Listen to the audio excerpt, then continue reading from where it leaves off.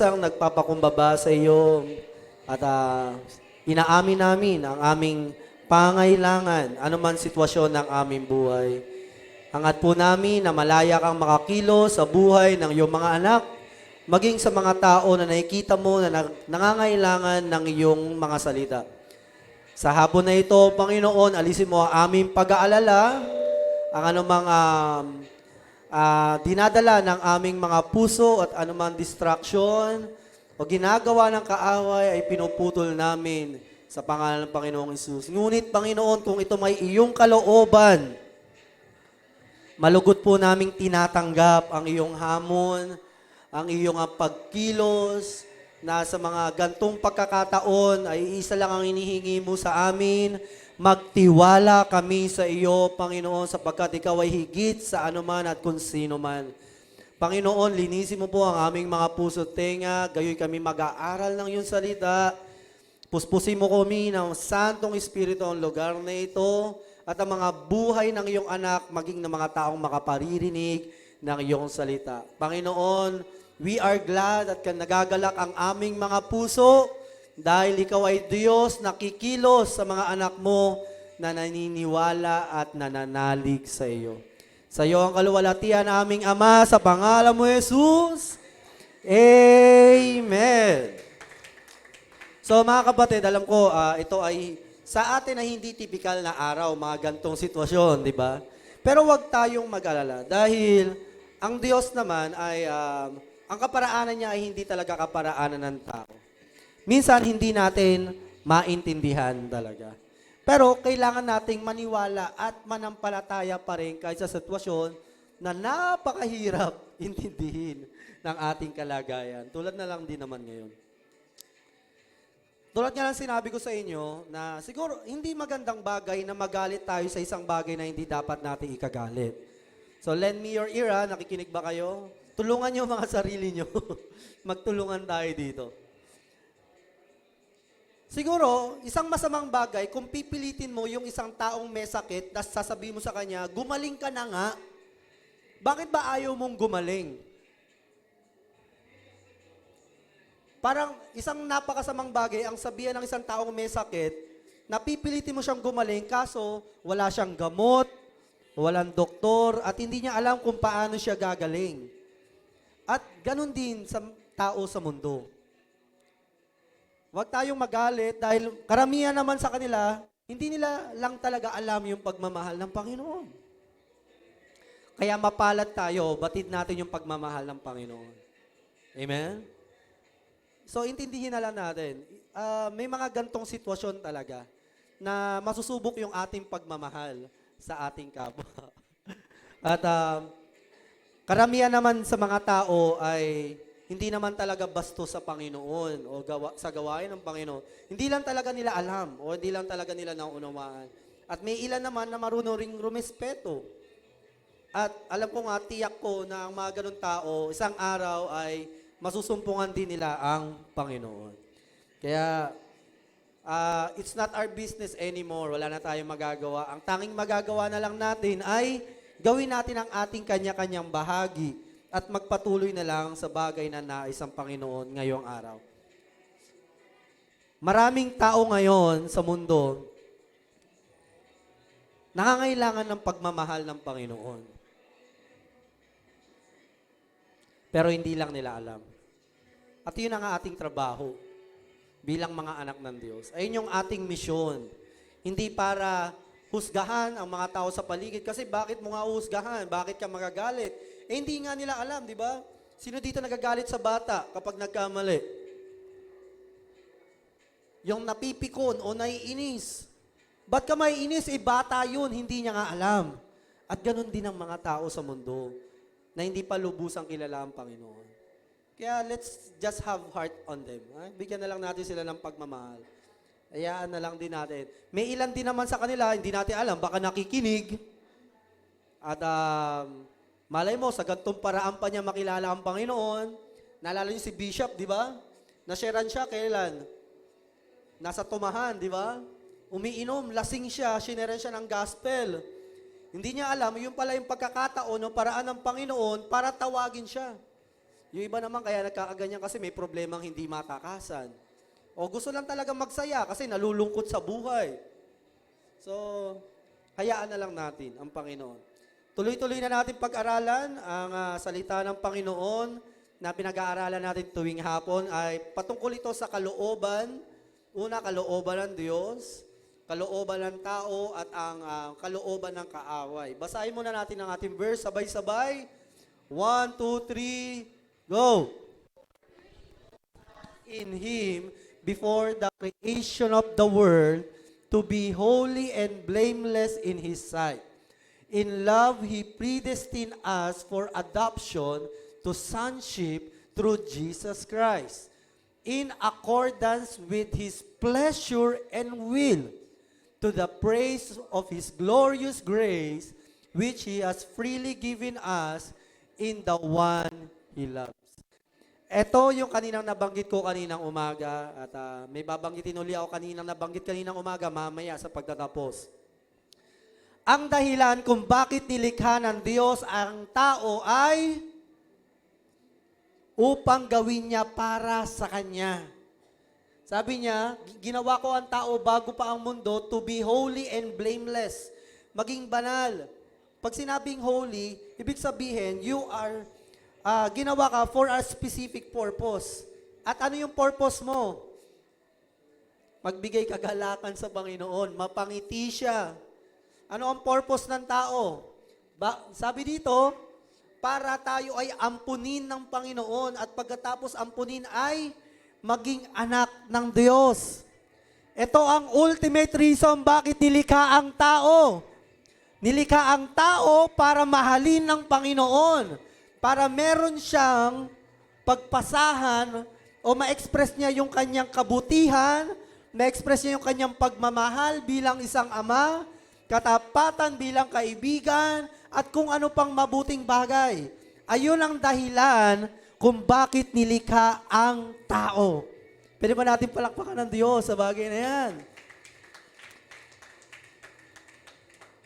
Kaya sa mga taong nagagalit o nagtatampo sa Diyos, hindi nila alam kasi ito, na tayo ay binigyan ng buhay ng Panginoon, pinili niya upang gawan niya ng mabuti.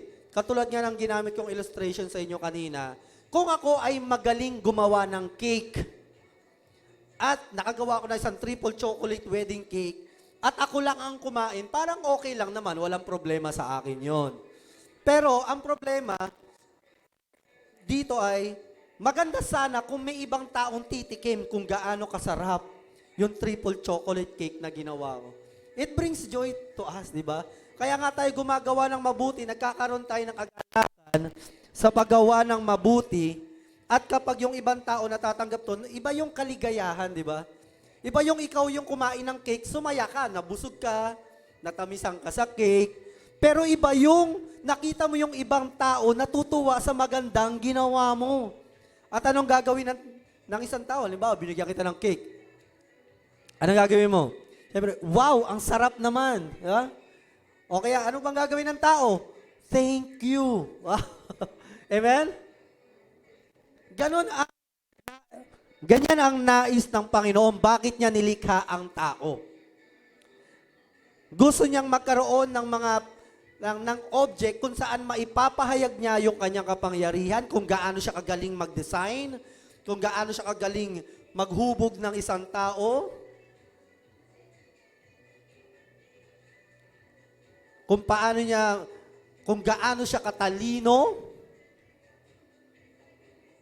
Ganon ang dahilan bakit nilikha ang tao. The ultimate purpose kung bakit tayo gigising sa umaga is dahil naghahanap ang Panginoon ng kanyang mamahalin. At ikaw, nasumpungan mo na yung pagmamahal na yun. Kaya kung meron man sa atin, minsan nakakalimutan natin itong bagay na ito, balikan lang natin. Tanong ikaw kapatid, tatanungin kita, sa tingin mo, bakit ka nabubuhay? Sa lahat ng tao nakakarinig sa akin, sa tingin mo, bakit ka buhay? What do you think? What's the answer? What is the ultimate goal of man? What is the ultimate purpose? Wala, para mag-enjoy sa iyo ang Panginoon. Yan talaga eh. At hindi lang gawan ka ng mabuti, gawing kanyang anak. Kaya sa mag-asawa, nagiging masaya ang isang pamilya kapag meron ng baby. Di ba? Sumasaya ang pamilya. Kasi, na-fulfill yung purpose ng isang ama at ng isang ina. Yung kakayahan niya mag-alaga ng isang tao, may express niya na bilang isang ama at bilang isang ina. Yung kanyang pagmamahal na nasa puso lang niya, dahil meron na siyang anak na magsasakripisyo, magtatrabaho, magpapakahirap para itaguyod yung anak. Ganon ang dahilan bakit nilikha ka ng Panginoon. Sabihin mo sa katabi mo yun, yan ang purpose mo. Oh, di narinig eh. Para ka yan, kalipitin mo. Yan ang purpose mo. Okay? Akala ng tao, ang purpose nila, pahirapan sila ng Diyos, bigyan sila ng pagsubok, subukin, kung matatag ba. Hindi kapatid, secondary na lang yun. Ang pinakadahilan kung bakit may mga tao sa mundo ay para sila makatanggap ng pagmamahal sa Diyos. Kayo nga, nag-a-adapt kayo ng aso tsaka pusa eh. Bakit? Come on, guys. Bakit kayo nag-aalaga ng aso at pusa? Kasi it brings joy to us, di ba? Pag nakikita natin kumakain, tapos pag lumalapit sa atin, dinidilaan tayo, di ba? Kahit kakakain na ng tae, di ba? Didilaan ka ng aso mo. Parang, uy, yung aso ko. Di ba? Ang baboy naman ng pastor na daw. Pero that's the reality, di ba? Na tayo, napufulfill yung purpose natin pag na-express natin kung sino tayo. Kung ikaw, marunong ka mag-gitara, na-express mo yung sarili mo, masaya ka pag nag-gitara ka. Kung kumakanta ka, di ba? Kaya nga kanina eh. Kanta ng kanta si Ate Janet doon, di ba? Lakas-lakas pa. Kasi singer siya. Amen? At kung sino ka. Alam mo kapatid, magiging masaya ka lang kapag na-express mo kung sino ka. Kaya nga tayo nag-aalaga nga ng hayop eh. Diba? Tsaka, nag-aalaga tayo ng hayop kasi we feel fulfillment na parang may nagpapasalamat sa atin, na may nagte-thank you, di ba? Na parang, uy, mahal ako ng aso ko, ng rabbit ko. Sila rin, may rabbit pa yan, tsaka turtle, di ba? So, pag na-appreciate ka nila, di ba? So, ganyan din ang ating Panginoon. Please, don't forget it. Please, kapatid, wag na wag mong kakalimutan bakit ka nilikha ng Panginoon. Para maipayag niya kung sino talaga siya. Gusto kanyang gawing anak. Gusto niya ng anak. At ikaw yun. Anak ka ng Diyos kung tinanggap mo si Jesus. Ngayon, kung yun ang purpose ng tao, o purpose ng Diyos sa tao, sa lahat na nakaririnig sa akin, para mangyari itong purpose na ito na maging anak ka ng Diyos, para ma-benefit ka sa lahat ng kabutihan, pagmamahal, protection, kapangyarihan ng Diyos, ito po ang gagawin natin bilang mga tao. Sabi niya sa John 1:12, ngunit ang lahat ng tumanggap at nanalig sa Kanya ay binigyan niya ng karapatang maging anak ng Diyos. The only one of the first way na makuha mo, mangyari sa iyo yung purpose ni Lord, tanggapin mo siya. Maniwala ka na namatay siya para sa iyo, muli siyang nabuhay, para ikaw ay muling mabuhay, isang araw babalik siya para sa iyo. Ang ganda ng plano ng Panginoon, no? Kala natin minsan, ano kayang purpose sa akin ng Panginoon? Minsan iniisip ko rin yun eh. You will only know yourself as you know God. Natatandaan niyo ba yon? Mas makikilala mo ang sarili mo kapag nakilala mo ang Panginoon kasi siya naglikha sa iyo eh. Malalaman mo kung ano yung function mo, malalaman mo kung ano talaga nagpapasaya sa iyo, nagpapalungkot sa iyo, magpapahirap sa iyo kapag kilala mo ang Panginoon. Kasi siya nagbigay ng buhay mo at siya ang may hawak pa rin ng buhay natin hanggang ngayon. At siya pa rin ang may hawak ng huli ng buhay natin. So mga kapatid, ladies and gentlemen, sa lahat ng nakaririnig sa akin, kung gusto mong maging masaya, Gusto mong malaman kung ano ang sikreto ng buhay. It's not a secret. Ito ay nasa Diyos na pinagmulan ng lahat ng kabutihan, kagandahan, kadakilaan at kapangyarihan. Huwag natin hanapin sa mundo o sa ating sarili o sa tao o sitwasyon. Ang tanging buhay ay sa ating Panginoon lamang dahil siya ang may hawak ng lahat. Palakpakan natin ang Panginoon. Mag-ingay tayo dahil tayo ay natutuwa. Amen. The next slide. So that is His pleasure and will. Ayan na ang kanyang kaligayahan. O, di ba? Pleasure. Diyan siya kinikilig. Diyan siya nag-e-enjoy yung gawing kanyang anak. At yun yung will niya, yun yung kalooban niya. Kung titignan mo puso ng Panginoon, oy, ano bang plano mo sa akin? And the heart of God is in the scripture, di ba? Ayan ang puso ng Panginoon, ang kanyang salita. Kung aalamin mo kung ano yung kalooban niya ngayon, kung ano tinitibok ng puso niya patungkol sa tao, ikaw yun. Ang gawing anak ng Diyos, maging anak ka niya, tapos ma-benefit mo lahat ng perks ng pagiging anak ng Diyos. Hindi to mahirap sa mga taong may mga magulang. Sa atin, halos lahat naman tayo may magulang, di ba? Nararanasan natin, kung meron mang gagawan ng mabuti ang ating magulang, una tayong mga anak. Kung meron mang kakampihan ng ating magulang, tayo yon. Kasi tayo ang kanyang anak. Ito ang kaligayahan ng Diyos. Please, kapatid, huwag mong isipin na ang magpapaligaya lang sa Panginoon, yung kapag nahihirapan ka na bilang Kristiyano, tapos gumagawa ka ng mabuti, tapos ayun lang yung nagpapasaya sa Kanya. Hindi, kapatid. Ang nagpapasaya sa Diyos ay yung manatili ka bilang anak niya. Paano ba manatili bilang anak ng Diyos? Manampalataya ka sa Kanya. Manalig ka sa Kanya. Ngayon, yung pagiging perpekto, problema na ng Panginoon yun. Siya na ang mag-workout sa atin yan. Hindi porket nagkamali ka, hindi na masaya sa iyo ang Diyos. Masaya na siya na ikaw ay anak niya at alam ng Diyos na magkakamali ka. Pag nagkamali ba tayo, nagbabago status natin? Hindi na kita anak, nagkakamali ka. Sa tingin nyo, does it change the status? Hindi. Anak ka pa rin ng Diyos. Nagkakamali lang. You may fail, pero hindi ka failure. Walang failure na anak ng Diyos. Tandaan mo yan. Kaya nga ang Panginoon laging hopeful sa mga anak niya. Laging naniniwala. Laging nagtitiwala. Di ba ganun ang pag-ibig? Always believe. Covers all sin. Ganun ang Diyos mo. Ganun ang tatay nating lahat. Kaya kaso nga lang, minsan may nakikita kasi tayo naglilingkod sa Panginoon. Di ba mga ate at kuya natin? May isip natin, buti pa yun, natutuwa sa kanila ang Panginoon. Kapatid, as long na hindi ka umaalis sa pananalig mo kay Jesus, yung karapatan ng Diyos ay nasa iyo, karapatan pagiging anak ng Diyos.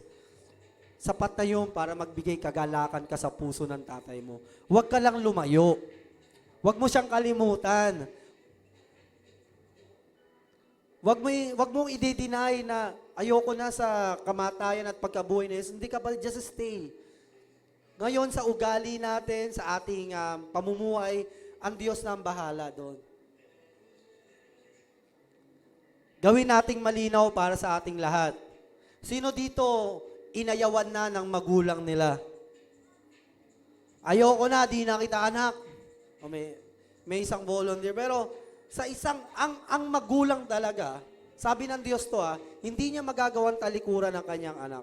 Pero kung merong mang magulang, ako ay Diyos na hindi tulad ng tao. Sabi nga ng Panginoon kung ang magulang hindi perpekto pero nagagawa ng mabuti ang anak na nagkakamali, paano pa ang ating Ama sa langit na perpekto na hindi nagkakamali? Stay in the will of God. Ito ang purpose ng Panginoon sa atin. Gawin niya tayong anak. I just stated. So God's will, man's will, enemy's will, pinag-usapan natin yan. Ang sabi ng Panginoon, fear not, little flock. For it is your Father's good pleasure to give you the kingdom. Wow! Kapatid, listen carefully. It is the Father's pleasure.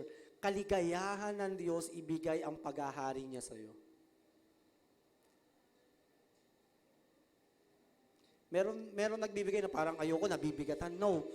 This is God's joy. Tanggapin mo, anak. Kasi ito magpapasaya sa akin eh. Kaya alam natin na kung meron man nagpapasaya sa Panginoon, yun ay kung ang tao ay magsisisi at manunumbalik sa Diyos. That's the ultimate joy of God sa mga tao. Kasi ito nagpapasaya sa kanya eh. Pleasure niya nga eh. Ibig sabihin, di ba may nagbibigay na parang, ang laki ng binigay ko sa iyo ah. Hindi, ito, excited siya. Gustong-gusto ko to eh. Parang, alam mo yun, parang, dito gigil na gigil ang Panginoon to give you the kingdom of God. So yun ang ating topic, staying in the will of God, dahil napag-usapan na natin yung mga kalooban. Yan ang ating application or practical application. Ngayon, alam mo na kalooban ng Diyos, nalaman mo ang kakapangyarihan ng kalayaan o kalooban ng tao, maging ni Satanas. Binag-usapan na rin natin, although we don't care about Satan, pero kailangan natin pag-aralan lang. Ngayon, ano na may mga practical? Bakit? Para saan? Pero bago tayo magsimula, mga kapatid, may isang istorya, buksan ko lang. Punta tayo dun sa term sa Latin word na Deo Volante. Sige, sabay-sabay nating banggitin. 1, 2, 3, go! Okay, mas malakas. 1, 2, 3, go! Ayan po ay Latin word na ginagamit naming mga prinsipe. Ginagamit ito sa UK. Etong Deo Volente na to, ginagamit to sa sulat. Ang ibig sabihin niya, God willing. Okay? Ganito ang nangyari. Kapag may mga hari o reyna na uupo na sa trono sa UK, ang gagawin nila, magsasend sila ng invitation. Are you listening? Nakikinig ba kayo? Nagpapadala sila ng invitation na magkakaroon na ng pagpalit ng trono. At nung mga panahon na ito, kung di ako nagkakamali, si Queen Victoria. Anong pangalan? Kaya, para siguraduhin ko na naririnig nyo ako. So, papalit na sa kanya yung anak. So, nag-decide na yung kaharian, sabi, o sige, mag-send na kayo ng invitation. Imbitahan nyo mga presidente, mga mayayaman, mga royal family, imbitahan nyo, magpadala kayo ng letter. At sa tuwing nagpapadala sila ng letter, ano nakalagay sa tingin nyo? Yan. Deo Volenti. Yan. Ayan nakalagay. So, or DV sa uli. Ibig sabihin, kung kalooban ng Panginoon. Pero there is one moment, isang pagkakataon lang, at hindi na naulit. Nung lilipat na si Queen Elizabeth o Queen Victoria, sabi ng mga gumagawa ng sulat, bakit pa natin ilalagay yung Deo Volenti o yung DV? Tayo naman nagpapasya ng pagpalit ng hari o uupo. So, ang ginawa nila, tinanggal na nila sa sulat. Kaya sabi nila, tayo naman nagpapasya So, ano nangyari sa tingin nyo? For the first time in the history, yung prinsipe, sisend ko sa inyo yung complete details ito. Nakalimutan ko sinong prinsipe. Di ako nagkakamali si Prince Charles, pero the second or the fourth. For the first time, hindi naka-attend. Itong mga hari na to, usapang makakapangyarihang mga tao. Usapang prinsipe at prinsesa, hindi na to usapang tundo. Okay? Usapan na to ng pinakamakakapangyarihang tao. Biruin mo, presidente, papupuntahin mo, tapos hindi matutuloy. So what a disgrace. At 4 na buwan na upo, na bedridden yung prinsipe. At hindi natuloy. Pareho siya ng sakit ng ating mahal na prinsipe dito. Anong sakit sa tingin nyo? Appendicitis, Genesis. Pareho kayo ng sakit. So nagkaroon siya ng appendicitis at 4 months siya na bedridden. And then they realize, ibalik na natin yung Deo Volenti. Na Sa kabila ng plano at pagpapasya ng mga hari, makapangyarihan tao sa buong mundo, kahit pa anong pag-aalaga natin sa isang tao, pag-iingat, protection, ito ultimate protection to ha. Sino nakalapit na sa prinsipe dito? Wala. Prinsipe, reyna, wala.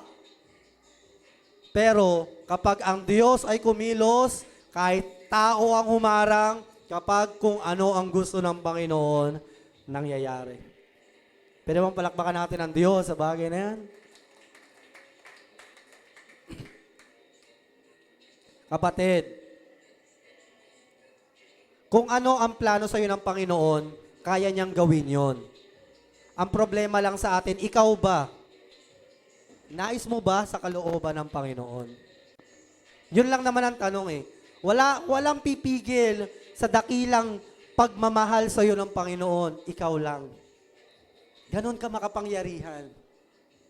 Kung ano man yung plano mo sa buhay, ihingi mo sa Panginoon, ipagkatiwala mo, Lord, ito plano ko, ano bang pwede kong gawin dito? Sino dito may pangarap, may mga plano this year? Okay, good. Gawin nyo yan. Kalayaan nyo yan. Pero ang sa akin, huwag kayong lumayo sa Panginoon. Sa plano at kalooban ng ating Diyos. Kahit paanong gawin nating pagmamatigas, ang Diyos pa rin ang masusunod sa uli. Basahin natin ang next verse. Ito ay sa James. Now listen, you say today or tomorrow we will go to this or that city, spend a year there, carry on business and make money. Why you do not even know what will happen tomorrow? What is your life? You are a mist that appears for a little while then vanishes instead. You ought to say, if it's the Lord's will, we will live and do this or that. Ang sabi ni Santiago, bakit kayo nagsasabi, bukas gagawin ko ito? O sa kinabukasan, pupunta ako doon, 1 taon, doon ako pupunta. Pero hindi mo alam kung ano ang mangyayari sa araw ng bukas. Instead, ito ang sabihin mo, kapatid, you will declare a lot of things. Marami kang gagawin sa buhay mo. But instead, you said this, if it's the Lord's will, kung ito kalooban mo, Panginoon.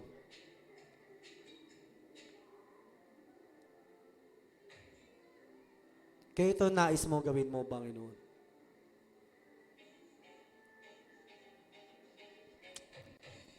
Next. So, mga kapatid, paano tayo mananatili sa kalooban ng Panginoon? Sino dito? Alam ko naman, lahat tayo gusto natin manatili sa kalooban ng Diyos. Amen? Para mapanatili ka sa kalooban ng Diyos, number 1, read the Bible. Okay? Very basic. Meron akong kaibigan na naginip siya ng vision niya and very related sa Bible. So, nag-ask siya, ano kaya ibig sabihin nito? Wala akong ibang ibinigay, kundi mga bagay na patungkol sa Bible. And alam mo, surprisingly, wow, praise God, tama yung interpretation ng panaginip niya. Kasi, anumang bagay na ayon sa salita ng Panginoon, anumang kalooban ng Diyos, it is not contradict sa Bible. Tandaan mo yan. Ulitin ko, kapatid, kung meron ka mang naririnig, kung meron ka mang nakikitang mga vision na hindi mo maintindihan, dapat hindi ito contradict sa Bible. Tandaan mo yan. Dahil ang Bible, ang salita ng Diyos ay siya.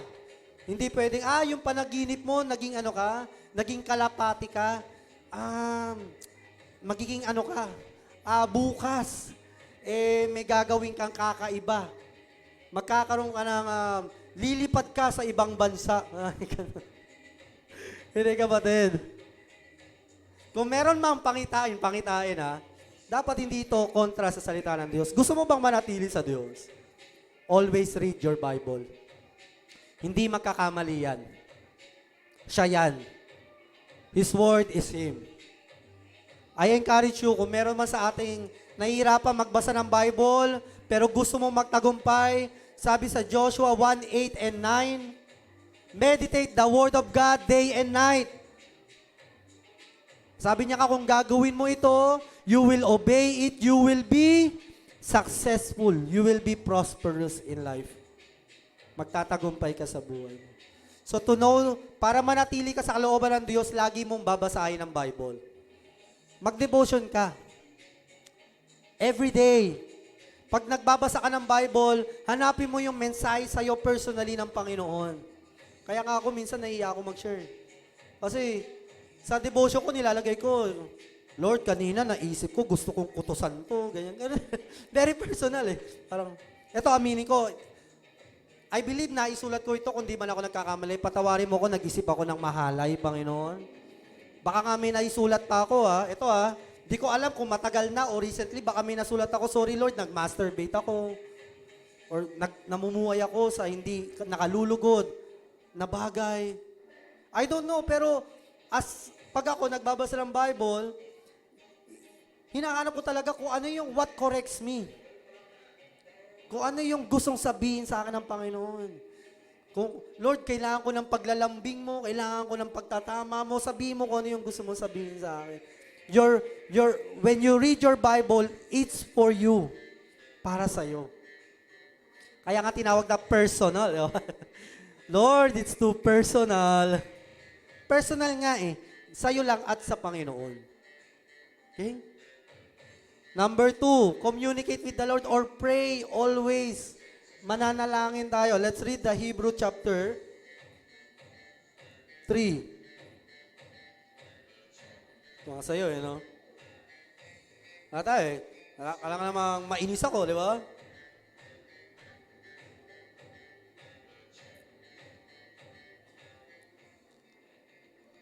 So as the Holy Spirit says, today if you hear His voice, do not harden your heart as you did in the rebellion during the time of testing in the wilderness.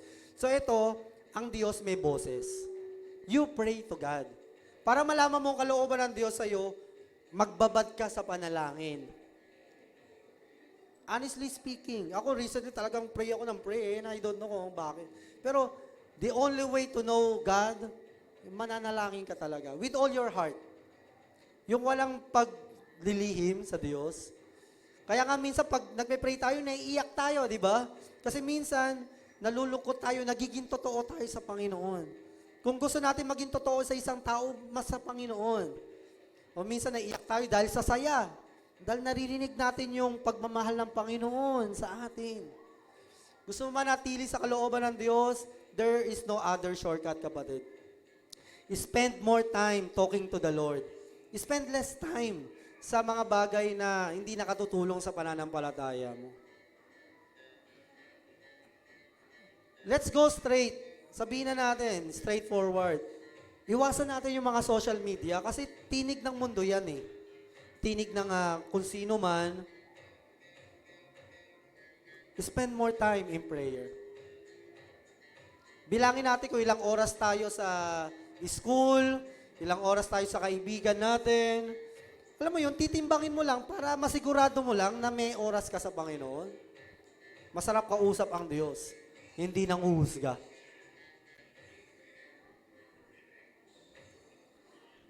He's always available. Whatever your situation. Ito naman, sa Acts chapter 2, verse 42, kung gusto mong malaman ang kalooban ng Diyos, always fellowship. Lagi kang makipagkwentuhan sa kaibigan, sa pananampalataya. Huwag sa iba masyado. You spend time with your church family, sa mga mentor. Yan, kausap mo sila palagi. Kung hingi ka ng payo, hingi ka sa ate at kuya mo. Sabi mo sa katabi mo, kausapin mo naman ako. Kausapin mo naman ako. Pwede ba? Sasabi dito, they devoted themselves to the apostles' teaching and to the fellowship, to the breaking of bread, and to prayer. Alam mo kapatid, kanina, sa biyahe namin, kausap namin si EJ. Sabi namin kay EJ, Jay, alam mo, minsan hindi mo na alam pag nadadaya ka na eh. Di ba kapag nadaya ka, hindi mo talaga alam na daya ka? Kasi nga, nadaya ka eh. Tama? Oy, guys, gising. Hindi mo alam yun. Paano mo nalalaman na nadadaya ka? Halimbawa, basketball. Sino nakakita pag traveling? mga referee. Tama? Yung ibang tao sa paligid mo. Kaya mahalaga yung tinig ng mga kapatid mo sa pananampalataya. Kaya nga dapat open tayo eh. Alam nyo mga kapatid, mahirap man, pero kung tayo yung mga taong takot tayo na maging totoo yung tao sa paligid natin, wag na tayo maghanap ng kaibigan.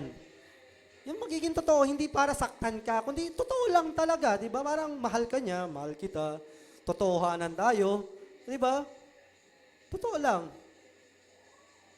Dahil wala siyang tinatago, wala siyang nililihim sa'yo. Kaya nga yun ang paalala ng Panginoon para hindi tayo madaya. Makinig tayo sa tinig ng iba. Maging open tayo, sadyain natin, ano ba sa tingin mo? Ano ba naobserbahan mo sa akin? Di ba? Kanina, di ba, open forum. Ano bang hindi maganda? Kesa yung, di ba, wala, umiiwas tayo sa para pag-usapan, isang bagay. Talagang madadaya tayo. We are prone to that. Kapatid, tanggapin na natin. Si Satan, gagawin niya lahat para hindi mo makita lahat ng pandaraya niya. Kasi ayun naman ang paraan niya mandaya. You're get it? Nagagets natin? Kaya wag i-work out natin yung kung meron man tayong katangian na parang madali tayo nasasaktan, kapatid, masasaktan talaga tayo. Part talaga ng buhay, masaktan tayo sa katotohanan. Pero mas maigi na masaktan sa katotohanan kaysa sa kasinungalingan, tama ba? Okay lang naman yun. Ganun po talaga. Kaya we have church. Diba? Ang church, hindi yan para lang maging masaya tayo. Ayan talaga ang purpose ng church. To be honest to one another, to love, to protect, to guard one another.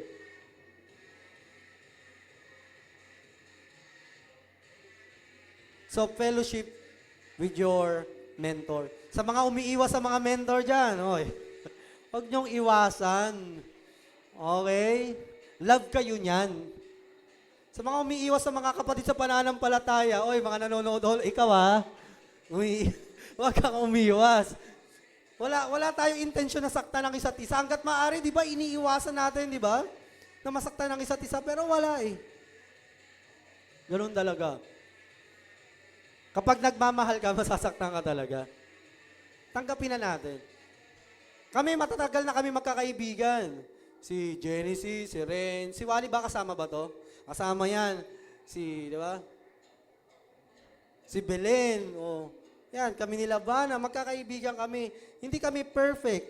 Hindi kami perfect na magkakaibigan. Minsan, hindi. Pero kung nagawan ako ng masama at nagawan ko silang masama, tapos hindi na kami friends, hindi talaga kami magkakaibigan. Kasi nasusubok lang ang pagiging magkakaibigan at pagiging totoo at kapatid sa pananampalataya na kahit nasa kabila ng hindi pagkakaintindihan, you stick together. And you find a way to love one another. Tama ba? Ganun po talaga ang church, kapatid. Huwag ka maghanap ng church na hindi ka sasaktan. Masasaktan ka. Hindi man sasadyain, pero masasaktan talaga tayo.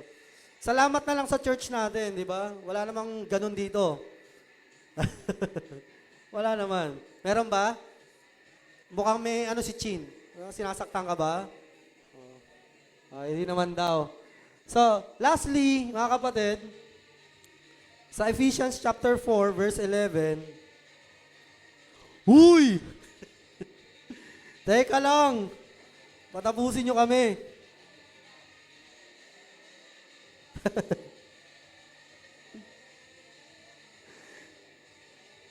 Praise the Lord. Palakpakan natin ang Panginoon. Thank you, God. Grabe, mahal ka namin, God, mahal ka namin. So Christ Himself gave the apostles and the prophets and the evangelists, the pastors and teachers to equip His people for the works of the service so that the body of Christ may be built. So makikita nyo may 5, pero hindi to patungkol dun sa 5. Ang patungkol dito, paraan talaga ng Panginoon. Una, may Jesus, tas may 12 apostles. Pagkatapos ng 12 apostles, sino sumunod? The church fathers. Pagkatapos ng church fathers, sino sumunod? The early Christians. Pagkatapos, mga disciples na at hanggang sa sila mentor na. Nagigets niyo yung, ito po talaga ang pattern ng Panginoon. Na meron talagang mga taong itinalaga ang Panginoon, mga mentor natin. Ako, meron din ako mentor. Kayo din. Meron talagang tinalaga ang Panginoon para mag-iingat, to build us up, mag-i-equip sa atin. Ano ang purpose? Kasi ayan talaga yung nilagay ng Panginoon para tulungan tayo. So it's not about the title. It's about yung mga taong spiritually mature. Kung sino man yung tinuturing natin spiritually mature, we listen to them. Kanina nga nababanggit namin, alam mo, hindi pwede ang bata na laging yung kung ano yung gusto niya yung masusunod kasi hindi niya pa alam yung tama at mali. Ganun talaga, di ba? Kahit sa pamilya, kung sa bata, sa elementary, bigay ka ng bigay kung ano yung gusto niya, walang mangyayari kasi di naman niya alam yung tama at mali. Sino ang dapat masunod? Yung nakakaalam. Yung mas nakakabatid. Yung mas marunong. Pero, mga kabatid, again, wag naman tayo to the point na parang magpapamanipulate tayo na parang, oh, pastor ka, dapat si pastor lang. Hindi po yung ganun yung tinuturo. Dapat tayong matuto na meron talagang mga ahead sa atin that we should listen to.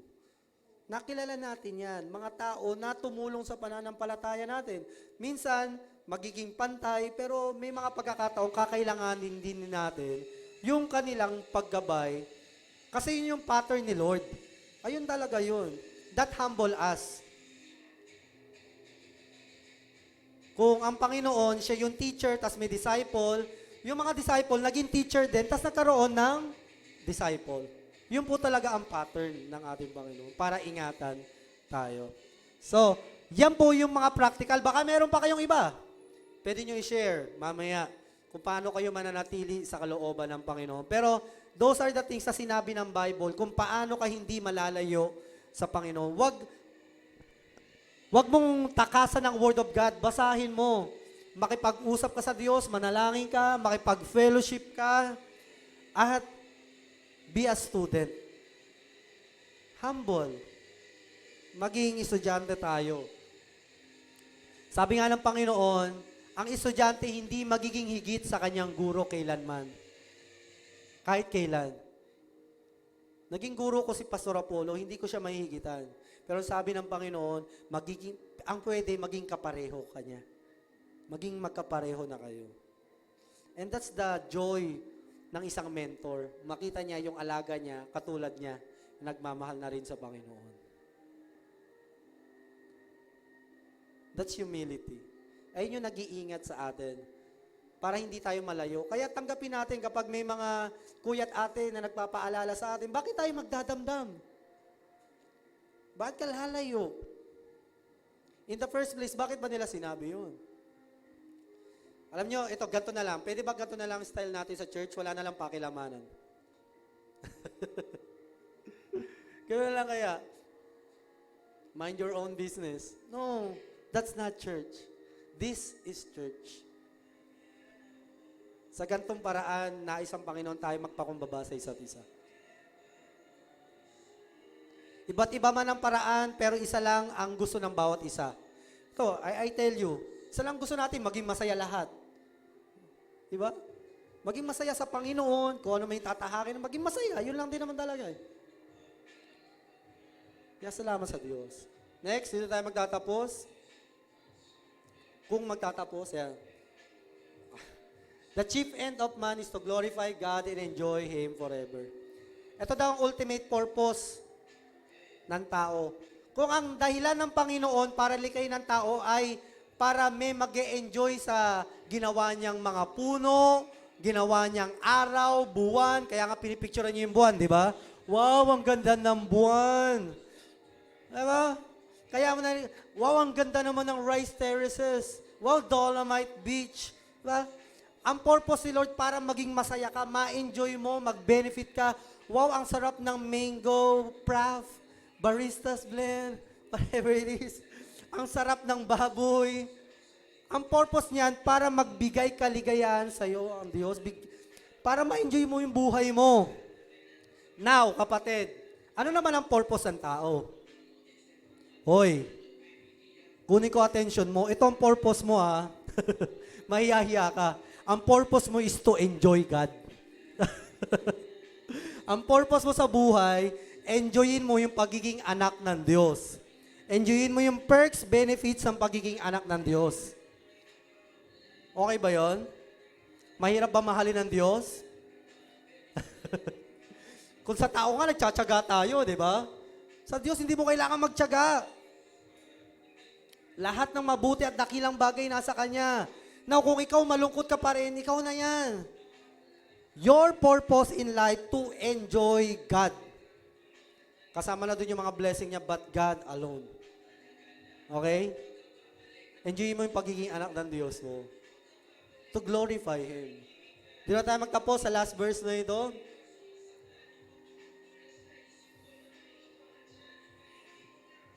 The Lord will work out His plans.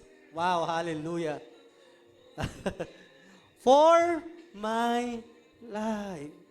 Gagawin ng Panginoon ang kanyang trabaho, ang kanyang plano para sa buhay ko. What a princess and a prince. Mahal na mahal ka ng Panginoon. Sobrang mahal ka ng Diyos. Gagawin niya hindi para sa sarili niya lang kaligayahan. Dito ako matataas, dito ako maluluwalhati. Okay, given yon. Pero gagawin niya yun para sa iyong buhay. Para sa iyo. For your faithful love, O Lord, endures forever. Forever, don't abandon me, for you made me. Wow. Ayun. Pwede mo sabihin to sa Panginoon, Lord, please, don't abandon me. Nilikha mo ko, di ba? Kapatid, sabihin mo yan sa Panginoon pag minsan nakakalimot ka na o nanlalamig ka. Lord, please, wag mo ko kalimutan. Di ba nilikha mo ko para maging anak mo? Para mag-enjoy ako bilang anak mo? Para maging masaya ako bilang isang anak ng Diyos? Di ba nilikha mo ko, Panginoon? Please, don't abandon me. Hanggat buhay ka, kapatid, you can say, you have the rights to say it. Hanggat humihinga ka ngayon, may karapatan kang sabihin, may kalayahan kang sabihin, Panginoon, please, restore me. Di ba nilikha mo ko? Para saan ba nilikha mo ko, Diyos? Para ba pahirapan ako? Di ba hindi naman, Panginoon? Nilikha mo ko para maging masaya. So please, Lord, help me. Tulungan mo ako. Kailangan kita. Be honest to God. Kung sino ka man, anumang estado mo, sabihin mo sa Panginoon and say it to Him dahil siya ang nagsabi, siya ang nangako, siya ang nagplano. Nilikha kita para sa kaligayahan ko. Ikaw ang kaligayahan ko bilang anak ng Diyos. You say it to God.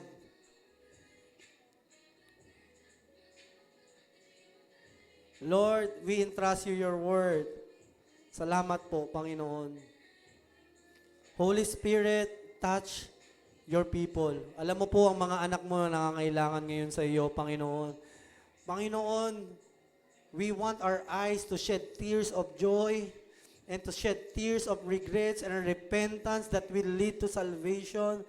Lord, we pray that your word is not just a story, hindi isang salita ng isang pastor o preacher, but we want your word, God, to be alive in us.